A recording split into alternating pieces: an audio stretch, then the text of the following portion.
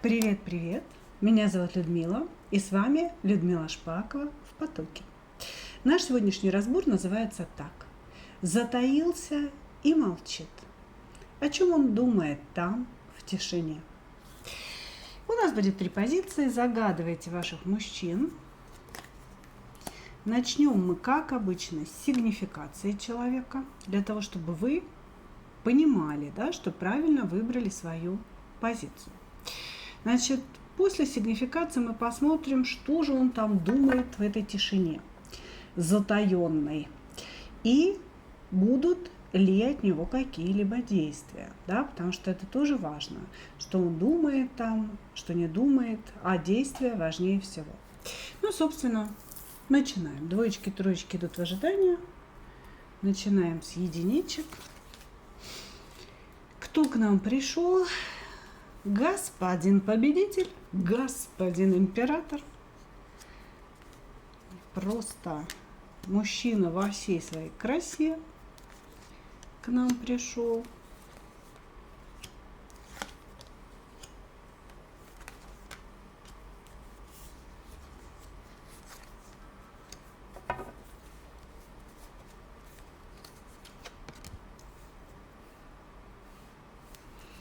Так, смотрите, значит, здесь пришел человек, действие, человек, у которого все всегда удается в жизни.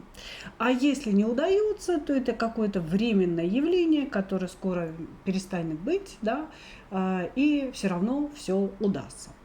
Пришел, увидел, победил. Это вот прям про этого человека. Человек достаточно взрослый, значит, знает себе цену, имеет или хорошее образование, или какую-то очень значимую профессию, которая всегда его прокормит. Или же этот человек владеет собственным бизнесом, и этот бизнес его очень-очень хорошо кормит. Значит, никто не знает, сколько у него денег. Никто не знает. То есть, все свои финансы, все свои вложения, деньги, недвижимость и все остальное, в общем-то, контролирует только он сам. Даже если он женат, то его жена, она и половины не знает вообще, что у него там с финансами происходит. Вот, значит, здесь мужчина, скорее всего, женатый, жены не показывают, показывают детей, Он может быть женатым, может быть разведенным, но точно у него есть дети. И эти дети для него являются, как знаете, продолжением его самого. Все то, что в жизни у него не удалось, все то, что в жизни он воплотить не смог, он хочет и воплощает через своих детей. Скорее всего, у него есть сыновья, причем не один. Безусловно, вас много, здесь могут варьироваться всякие ситуации, здесь просто показывают 2 мальчиков. Как будто бы, знаете, он женился не для того, чтобы у него в жизни была любовь или понимание, или семья, а для того, чтобы у него родились сыновья, которые могли бы продолжить какую-то традицию. Может быть, здесь клановый бизнес, знаете, например, там гостиница или ресторан, и ему нужны обязательно продолжатели, его дела, скажем так. Значит, здесь человек полностью зациклен, то есть тема любви, это для него какая-то 88-я тема в очереди, потому что он зациклен на бизнесе, на достижениях, на том, чтобы иметь какое-то имя весомое в обществе и на том, чтобы передать своим потомкам вот что-то. Понимаете? Или бизнес, или профессию.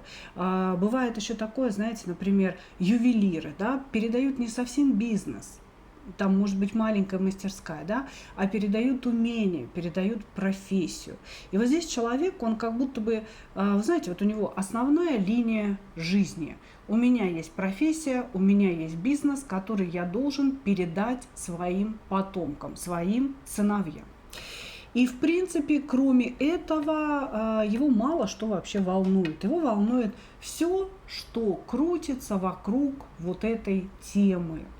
Поэтому, когда вы с человеком общаетесь, да, он может постоянно говорить о себе, о своем деле, он может все время сидеть в телефоне, отвечать на какие-то звонки, говорить о том, что он не может прийти на встречу, потому что у него 10 встреч запланировано, да, и все время говорить о своих детях. Может быть, у кого-то здесь и дочки, да, которым он собирается что-то передать, но здесь идет зацикленность на детях как продолжателях некого дела, да, и на деле, собственно, самом, да. Вот, значит, этот мужчина, к сожалению, не умеет эмоционально глубоко привязываться к женщине. Он вообще женщину не рассматривает как равное себе существо, понимаете? То есть для него есть цели по жизни, есть деньги, есть самоуважение, да, есть какие-то атрибуты общественного строя, да, которые он должен показывать. Ну, например, семья, вот мои сыновья, вот у меня машина, там еще что-то, да. Но любви, да, как некого чувства внутреннего, которое окрыляет, которое дает силу, да, вот этого нет. Или он этого не чувствовал, или он в принципе не может это чувствовать. Хорошо, давайте мы с вами посмотрим, если вы узнали своего товарища, да, здесь прям такой конкретизированный персонаж был показан нам. Давайте смотреть, чего он затаился, чего он молчит в вашу сторону.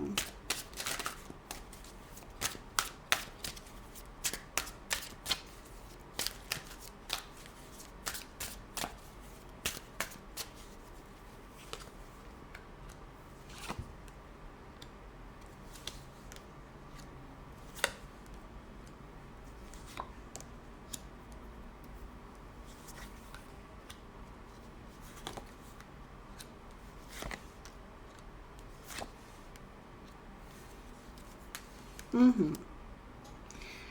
Значит, смотрите, скорее всего, здесь была ситуация вашего отказа.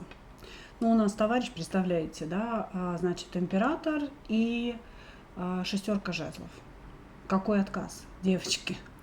То есть он вообще не знает, что такое отказ. То есть такого не может быть. Если я что-то захотел, то все сразу упали и на все согласились, да?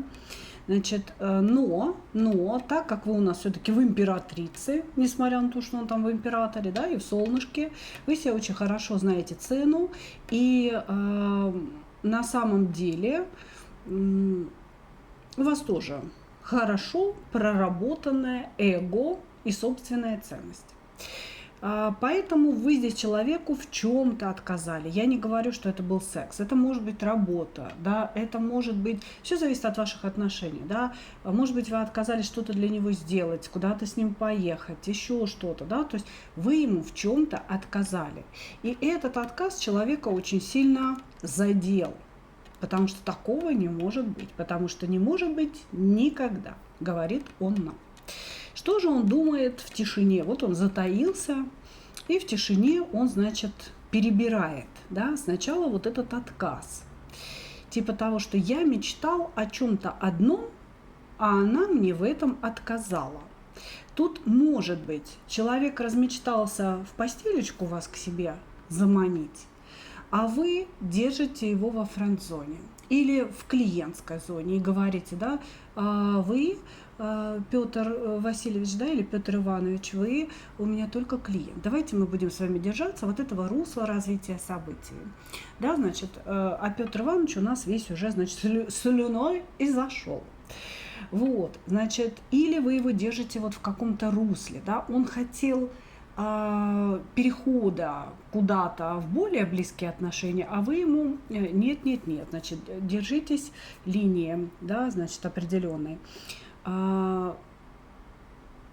Или же ваши отношения уже случились, хотя девственная королева жезлов, да, во многом говорит о том, что не было сексуальных отношений между вами. И также она говорит о том, что мужчина очень хотел бы этих отношений, очень хотел.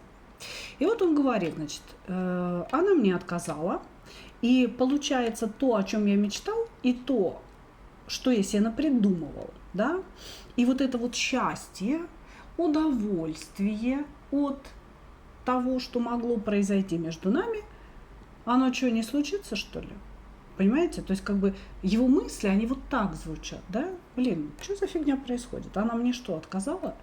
Что вот это я теперь не получу вот этого пирожочка сладенького, что ли? Или как? Как это такое вообще возможно? Вот. Также он думает о том, что вы очень похожи на него самого, что вы зациклены на себе, на своих делах. Ну, то есть он на делах, и вы, что удивительно, не на нем, а на делах зациклены. Значит, что вы очень самостоятельная, вы вообще ни о чем не просите, и у вас тоже есть занятое время, да, то есть он, допустим, вам позвонил, давай встретимся в 2, а вы говорите, нет, в 2 у меня другая встреча. Здесь как будто бы человек столкнулся сам с собой и немного офигел. Вообще, типа того, что, блин, ну она же женщина, такого не может быть. Здесь вообще во всех его мыслях очень много вот этого, такого не может быть. Ну, блин, ну нет. Я не верю сам себе, понимаете? Вот, ну потому что привык все получать человек на блюдечке с голубой каемочкой. Вот, да, думает, конечно, он о вас, потому что, вы знаете, мужчина может получить в своей жизни тысячи женщин, каждая из которых будет великолепной любовницей, каждая по-своему, да, там кто-то будет уметь танцевать стриптиз, кто-то там гибкая, как йог, да, вот. Но запомнит мужчина ту женщину, которая отказала, ту женщину, которая не далась, да, и пошла себе дальше в свою свободную жизнь. Вот он будет задавать себе постоянный вопрос, почему? Ну почему она ко мне так отнеслась? И сейчас у него именно такие переживания. Вот в этой тишине затаенной, да, он как раз не может поверить себе, что такое с ним произошло, что он встретил женщину, похожую на себя. И у него произошла некая зацикленность на вас именно из-за вашего отказа в чем-то. Понимаете? Из-за того, что такого не может быть. Он за вами наблюдает в этой тишине, видит, как вы прекрасно выглядите. Он буквально, знаете, вот видит, что вы еще красивее стали, еще больше расцвели после этого отказа. Ему так кажется, понимаете? У него сейчас все в каких-то таких преувеличенных красках присутствует.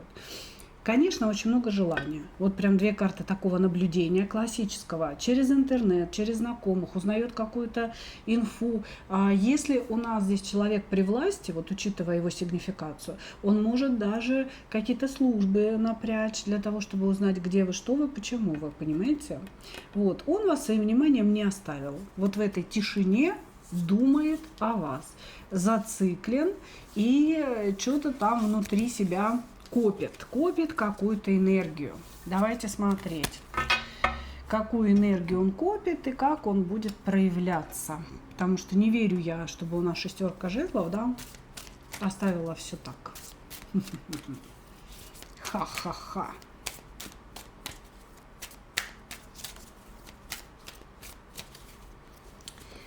Так, ну что,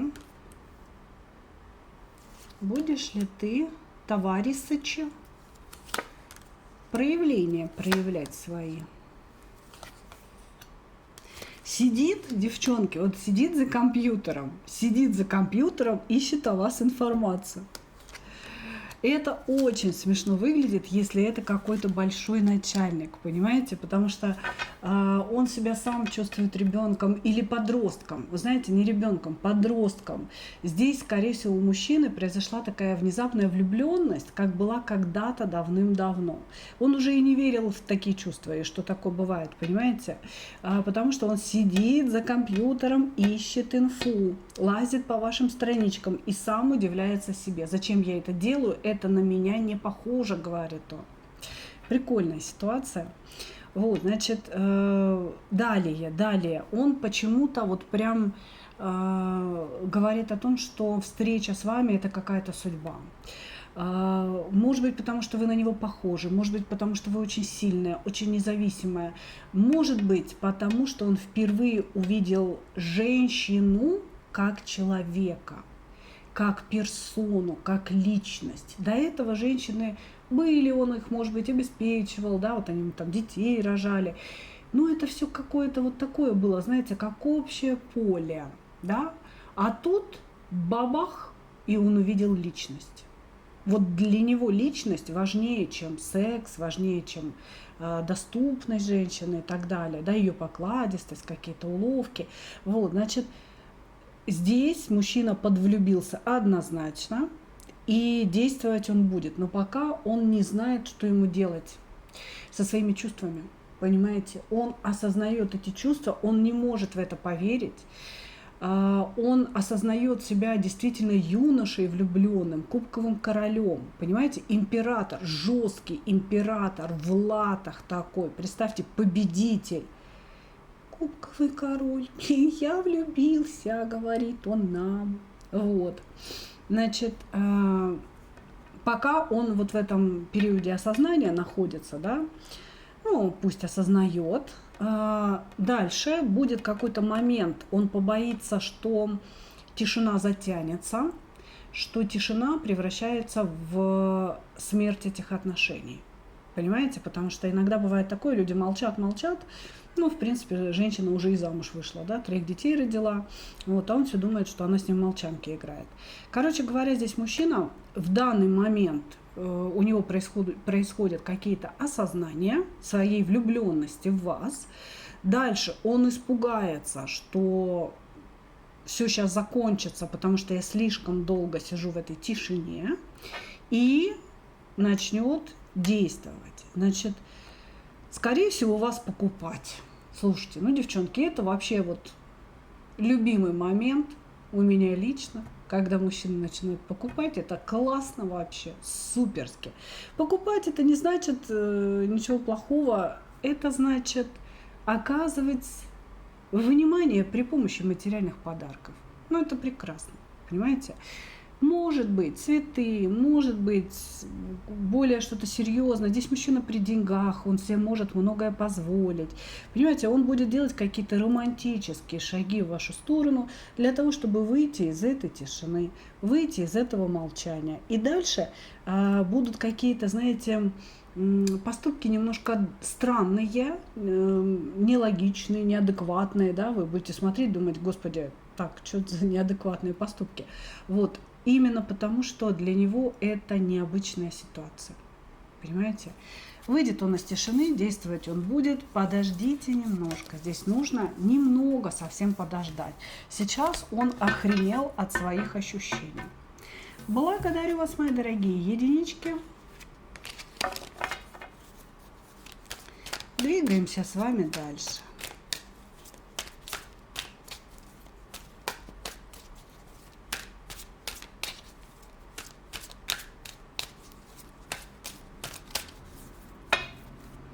Двоечки. Кто к нам пришел?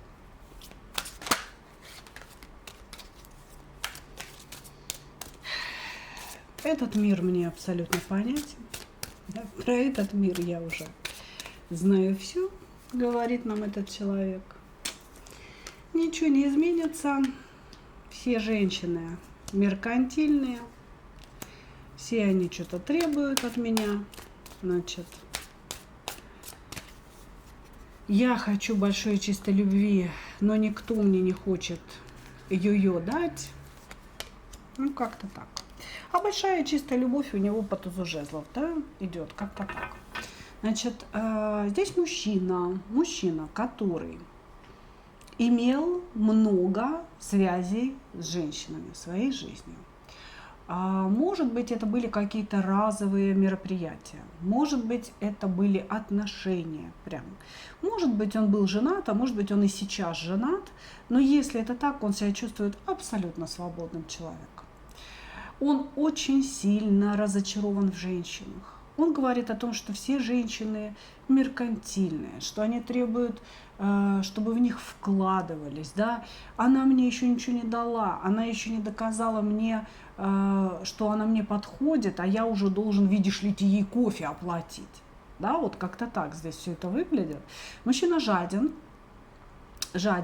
но он как-то, знаете, избирательно, наверное, выборочно, если так можно сказать, жадничает. Здесь на него можно надавить, на какое-то его эго и желание понравиться, желание выглядеть лучше. И он может подарить дорогой подарок, да, или привезти в дорогой ресторан, вот чтобы, знаете, не упасть в грязь лицом. Но если вы начинаете длительные отношения с ним, да, вы начинаете видеть его жадность, вы начинаете видеть, что он скопидом, да, разори деревня, на всем экономит, зачем тебе кофе вот в этой кофейне, да, дорогостоящий, давай куда-нибудь подешевле, там тот же кофе, да, и вот такие разговоры, да, они постоянно присутствуют. Ну, потому что он сам по себе очень жадный человек. Просто в какие-то моменты, показывая лучшую сторону себя, да, он может сделать что-то дорогостоящее для вас. Вот, значит, привык находиться в треугольных отношениях. Вот привык. Здесь, даже если он сам не женат, то у него есть всегда какая-то дама замужняя, свободная, и он вот между ними все время как-то дефилирует, но тем не менее разочарование в любви его преследует. Работает человек, есть фиксация на работе у него. Просто у него, знаете, еще какая интересная вещь. Он мог в юности делать какие-то успехи, например, в спорте или в искусстве, да, и почему-то все это сошло на нет, и сейчас он считает свою работу какой-то, знаете, маркой, низкой для себя. Знаете, работа ниже моего собственного уровня. Вот я мог бы быть звездочкой, да, я мог бы быть кем-то, а сейчас вот мне приходится, ну, я не знаю, там, допустим, обувь ремонтировать или таксистом работать. Здесь у человека вот такое вот несоответствие идет. Вот, значит, и вообще, в принципе, женщин и любовь он воспринимает через туза жезлов, да, через туз жезлов. Что это значит? Это значит, что любовь равно секс. Если я испытываю влечение, я сразу залипаю на человеке, да, на женщине, он залипает, и считает, что он влюбился. Как только влечение ушло, или он получил то, что хотел, да, немножечко там что-то ослабло, все, разлюбился, понимаете, а может говорить о великой и большой любви. Окей, хорошо. Что он у нас думает в тишине? Затаился и что-то там думает.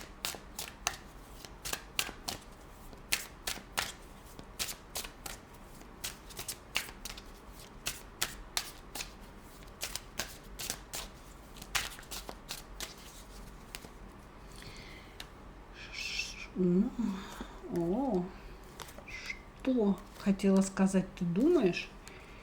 И сразу удивилась. Ой, думает в тишине, что любит вас, что хочет вас, что вы устроили какую-то башню в его жизни, вообще разрушили его жизнь. Ну, в общем, сволочь, как говорится. Он влюблен. И здесь, знаете, какая интересная история? История глубины. Понимаете, вот для него любовь равно влечение, любовь равно сексуальное желание в сторону женщины. С вами были отношения, ну, до этого затишья, да, молчания, были отношения очень искренние, очень дружеские, очень близкие. Может быть, он вам рассказал о своих похождениях, может быть, изливал какие-то проблемы, и вы его выслушивали, помогали советом. То есть здесь почему-то дружба стоит на первом месте, несмотря на то, что он вообще в принципе женщин старается сразу заваливать. Понимаете? Как-то здесь вы начали с дружбы. И вот с такими персонажами вот именно это работает. Он может по-настоящему ощутить влюбленность. Да, мы сейчас про глубину любви не говорим, но влюбленность он может ощутить только когда женщина заходит через сердце и через разум.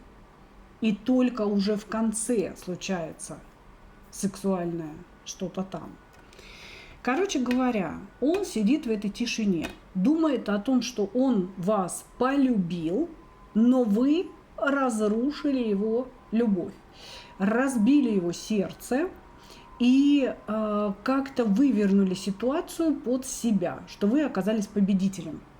Между вами была какая-то ситуация, может быть, это ссора, может быть, выяснение отношений. И сначала он думал, что он выигрывает, что он на коне сидит. А сейчас ему пришло осознание, что вы его переиграли. Тут я не скажу, что вы тут какой-то канат перетягивали, да, просто он считает вас очень умной, способной все что угодно вывернуть наизнанку, чтобы победить. И вы это проделали с ним. И он сейчас это обдумывает все. Также он думает о том, что хотел бы, чтобы вы были его императрицей. Вы любимая женщина, туз кубков и императрица. Ну о чем тут можно говорить? Значит, вы любимая женщина, но в данный момент вы очень далеки от него. Быть может, здесь есть физическое расстояние. Вы очень далеки от него, вы абсолютно никак не проявляетесь, не пишете, не звоните, хотя раньше это делали. И здесь тоже идет наблюдение. Наблюдение, и вот здесь конкретно идет перечитывание каких-то переписок. Сидит, читает ваши диалоги. И даже если вы думаете, что вы их стерли, или типа он стер диалоги, поверьте, он сначала их отсканировал.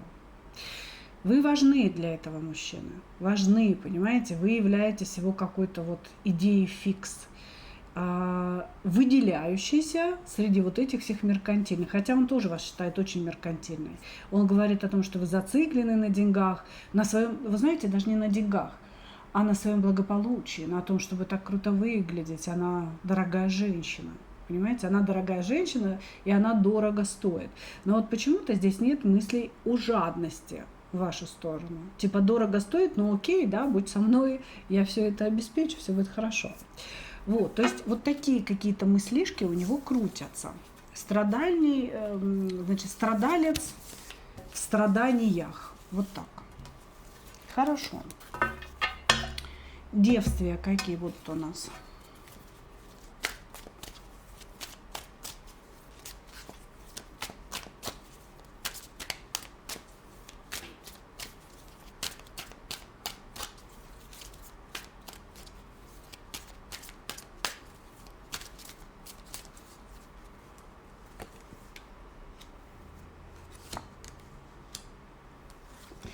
Гордыню смирит. Смирит гордыню. Но не сегодня, да, немного попозже.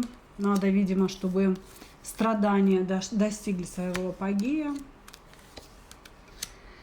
Смирит гордыню, товарищ наш, значит, вы ему прямо снитесь, и в голове сидите, и что ж такое, как говорится, происходит. Ему станет очень-очень плохо без вас. Вот здесь будет какой-то край, какая-то тяжесть, когда нужно излить душу. Понимаете, даже не сексуальная тяжесть, да, а вот именно нужно излить душу перед женщиной. И накатит на него, и он смирит свою гордыню и проявится. То есть здесь будет прям четкое проявление от него. Или напишет, или позвонит. Ну, по королю жезлов может вообще явиться перед вами. Звонок в дверь, вы открываете, оно стоит. Вот, значит, вообще ваше присутствие в его жизни – это какое-то очень большое согревающее счастье. согревающее тепло. И поэтому он, ну, собственно, за этим, наверное, так можно сказать, за этим он, собственно, и появится. Вот, значит, будет появление, будет просить то ли прощения, то ли объяснять свое поведение. Короче говоря, он будет ждать какого-то вашего снисхождения, будет ждать, ну и просить, и ждать, чтобы вы вот как-то вот простили его, вошли в положение, да, вот я, ты знаешь, такой дурак, да, был, как, ну, я надеюсь, ты меня поймешь, ты меня услышишь. Вот. Ну и, короче, все здесь про любовь будет. Дальше про любовную любовь. И, значит, сейчас я вам расскажу про вишенку на торте, дальше будет его исчезновение. Куда мы свалим. Все чудесатее и чудесатее. Мужики у нас пошли.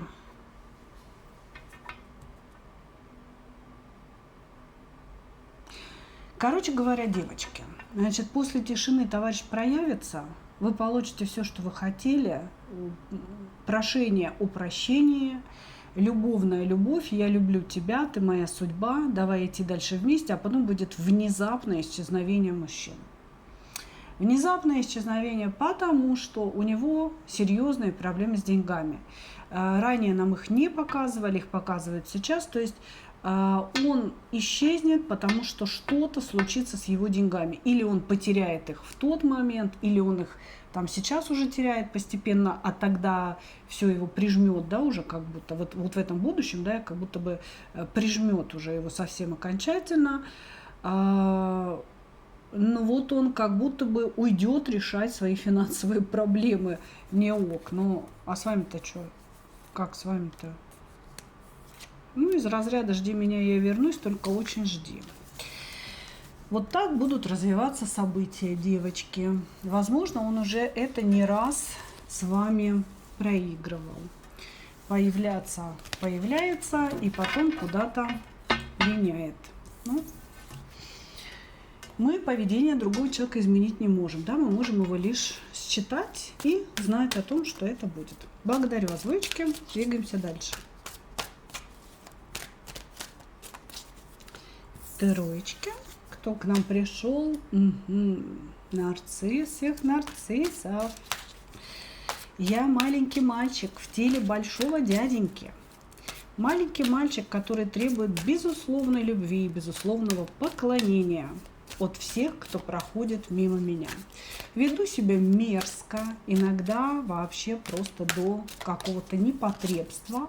Но хочу, чтобы ты, дорогая, это все принимала и отделяла меня постоянно, если есть такое слово, да? Безусловно, любовью. Хорошо. Это я про слово «отделяла», которое у меня внезапно возникло в голове. Так, хорошо. Наделяла. Нет, наделять можно какими-то способностями, да, например. Ну, одаривала, ладно.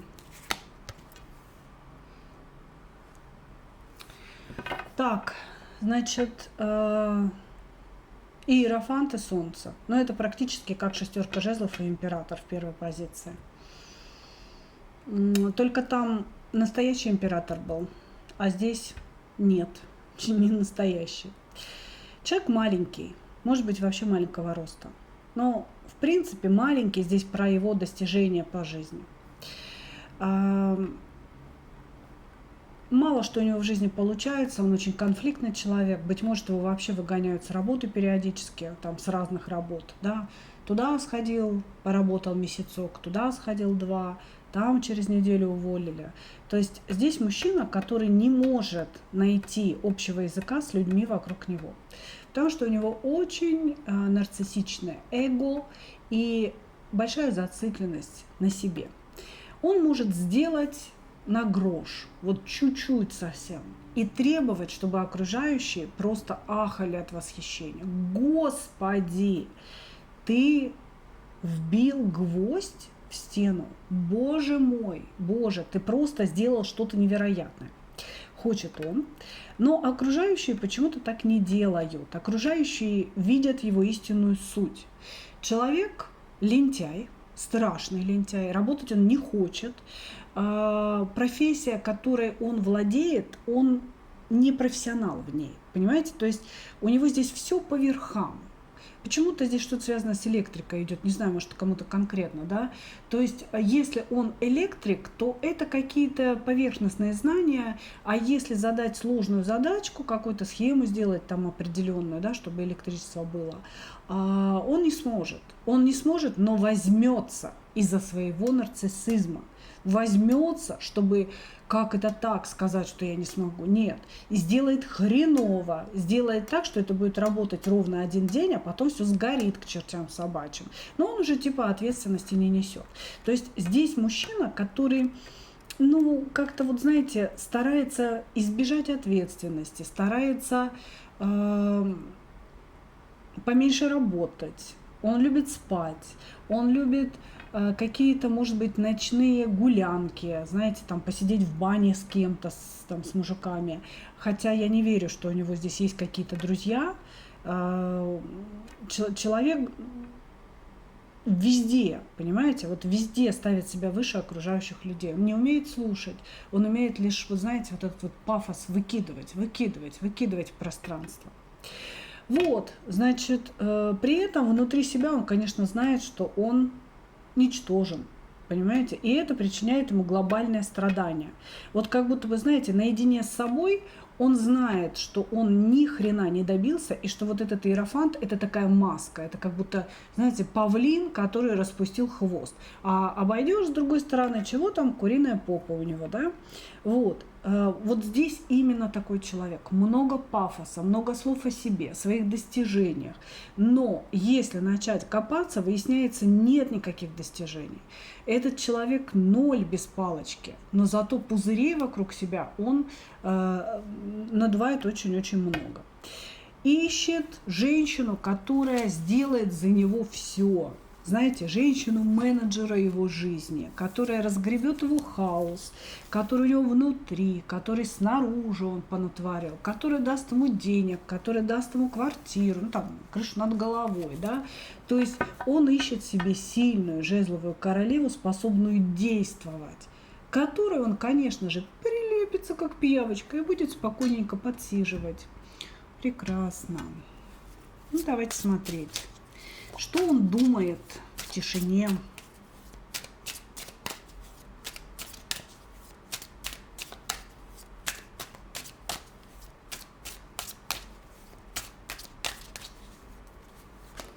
Что он думает в тишине?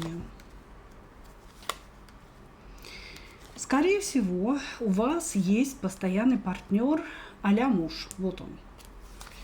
Потому что этот товарищ... Да, нарциссик такой, знаете, вот этот человек с каким-то комплексом Наполеона. Просто вот у меня эта фраза вырисовалась в голове. Значит, он думает о вашем муже или о вашем постоянном партнере. Думает о том, что вы не действуете в его сторону, ну, вы сидите в тишине. Да, логично по названию, предположить по названию нашего разбора. Значит, он говорит, она мне не пишет, она не действует в мою сторону. Это вот из-за этого мужа ее, из-за вот этого постоянного ее партнера.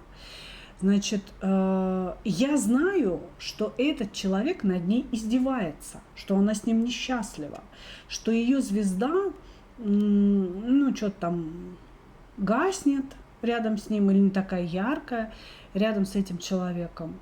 Вот, значит, я это знаю, но...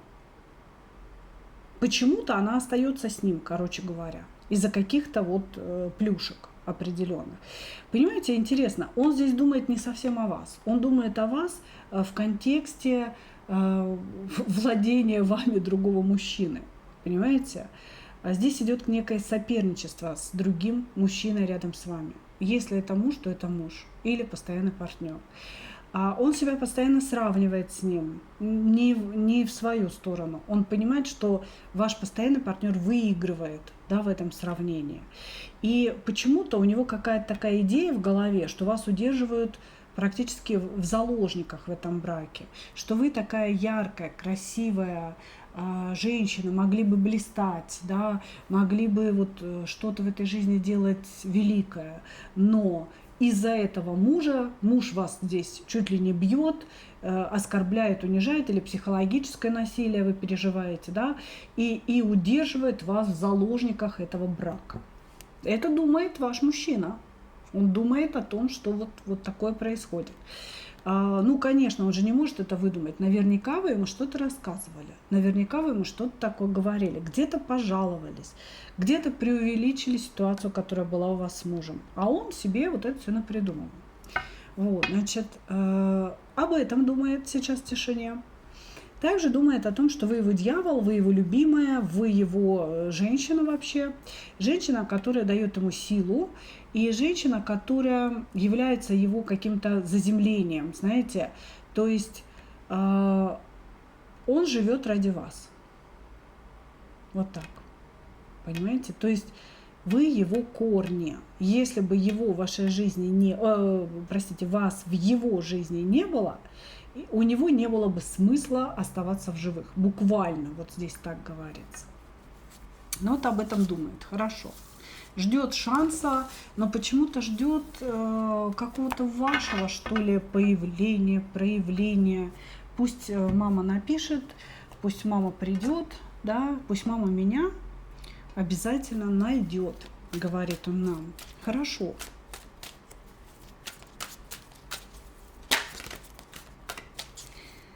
Действия посмотрим.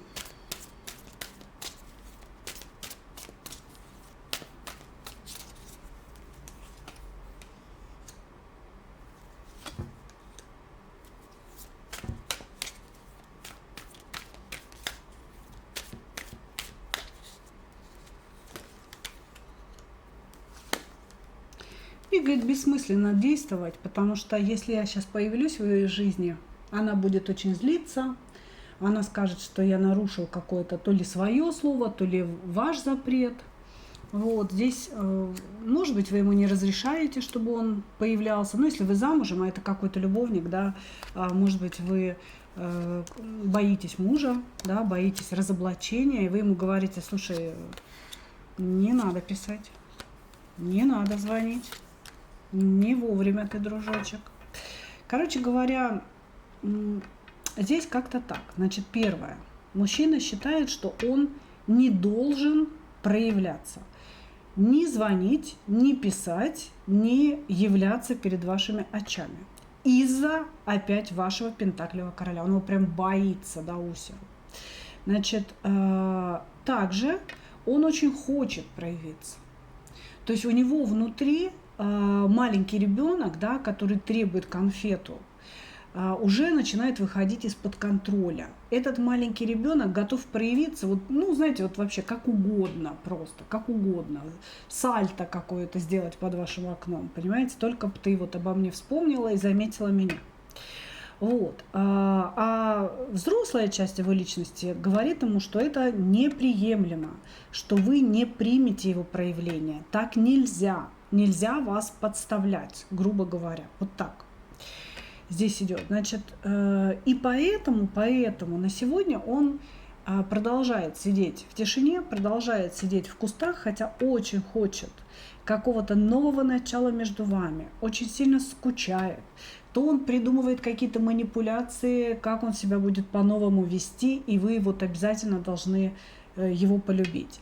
Значит, то он просто скучает и уже, ну, хоть какого-то меня прими, хоть как-то напиши, да? То он злится, строит какие-то планы мести, сейчас я тебе отомщу и восстановлю справедливость, то начинает думать о каких-то ключиках, которые нужно к вам подобрать, понимаете? То есть много здесь вариантов мыслей в голове у этого человека. Действий я пока не вижу, и, наверное, слава богу. Потому что ощущение, что если вы замужем, вот этот человек, появившись, может сломать вам жизнь. Потому что его появление планируется по дураку. По дураку, понимаете? Позвонить, допустим, на ваш стационарный телефон и спросить, да, а Олеся дома мужским голосом у вашего мужа? Или приехать, да, муж открывает дверь, и он такой, а Олеся выйдет? Ну, как-то так, понимаете, мои дорогие. Своеобразный здесь мужчина. Благодарю вас. Такой получился у нас сегодня разбор. Ну и я, как обычно, хочу пожелать вам только одного. Встретить свою настоящую любовь и не потерять в ней себя. Ну а мы увидимся с вами в следующих видео. Пока-пока.